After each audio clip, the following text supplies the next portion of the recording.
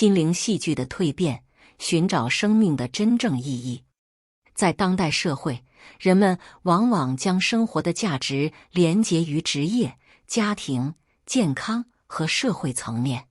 然而，这种外在因素虽然重要，但却无法满足人内心更深层次的渴望，寻找生命的真正目的和意义。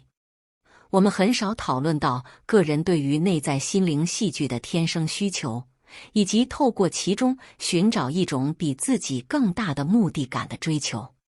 在我们每个人的灵魂深处，都埋藏着一股强烈的动力，那就是寻找并表现一种英雄式的冲动。这并非一种被外界所塑造的渴望，而是一种天生的需求，一种自发而真诚的愿望，目的在于改善自己和他人的生活品质。这种内在的驱动力是我们将自己置身于这个世界上的原动力。透过追寻这种英雄式的冲动，我们开始思考自己在整个宇宙中的位置，意识到自己是这场生命之旅中不可或缺的一部分。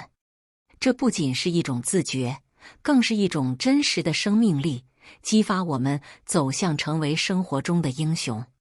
传统社会常常将价值和满足感连结于外在因素，如事业、家庭、健康等。然而，这些外在期望虽然重要，却无法满足我们内心更深层次的需求。这种英雄式的冲动要求我们超越表面的期望，积极追寻个人独特的生命使命。这种内在的动力不仅使我们个人成长，更促使我们投入到改变他人生活的使命中。透过努力改善他人的生活品质，我们建立了与这个世界的深层连结，将自己的努力融入宇宙的生命之中。这种英雄式的冲动教导我们，生命的真正价值并不仅仅局限于物质和外在成就，它在于我们如何影响这个世界，如何在生活中找到真正的满足感，并如何成为这场宇宙戏剧中的不可或缺的主角。透过探索个人内在需求，我们发现了一股源源不绝的动力，这股力量驱使我们超越外在期望，寻找个人生命的真正意义。这是一场关于内在英雄式冲动的探索，让我们成为这场宇宙戏剧中不可或缺的一部分。动物也参与着生命的戏剧，拥有情感并感知季节的变化。它们以一种无法描绘的方式对大自然的微妙变化做出反应，创造出一种文明与自然结构的交织。这样的文明是透过感官资料的复杂交织而建立，而这对人类来说几乎是无法感知的。在自然的舞台上，动物是一场奇幻生命的主角，参与着这场宇宙的交响曲。它们并非仅仅是无知的观众，而是活跃的表演者，拥有丰富的情感并敏感地感知季节的变迁。动物的情感世界远比我们所知更丰富，它们能够欢笑、感到悲伤，并展现出丰富多彩的情感表达。这种情感交流不仅限于同类之间，还延伸至它们与自然的联系。动物以一种我们难以理解的方式，对大自然的微妙变化做出反应。这不仅仅是简单的生存本能，更是一种深刻的感知，是一场与大自然互动的生命之旅。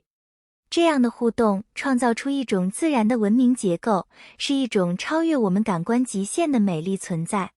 然而，这样的自然文明对人类来说常常是隐匿的。我们的感知受限于肉眼所限，而这些微妙的变化超越了我们有限的感官范围。动物以一种无声的方式与自然交流，这种交流在我们看来几乎是不可知的。动物是这场自然戏剧的亮眼明星，它们以丰富的情感和敏感的感知力，参与着这场与大自然的联盟。这样的联系超越了我们常规的感知，让我们反思人类与自然之间的连结，以及这场宇宙中每个生命的角色。一个人可能拥有财富、健康和满足的人际关系，甚至拥有令人满足的工作。但如果生命缺乏戏剧性的元素，那么它就可能变得空洞和无意义。因为只有当我们觉得生命本身有意义时，每一个人的人生才能远离无意义的困境，而所有的爱与美将不再只是一场朽腐的下场。赛斯的观点深刻地教导我们，超越外在表象，透过寻找内在心灵戏剧，我们能找到生命的真正目的和意义。他提醒我们，生活不仅仅是外在条件的堆叠，更是一场内在心灵戏剧，其中每个人都扮演着不可或缺的角色，为生命注入深层意义。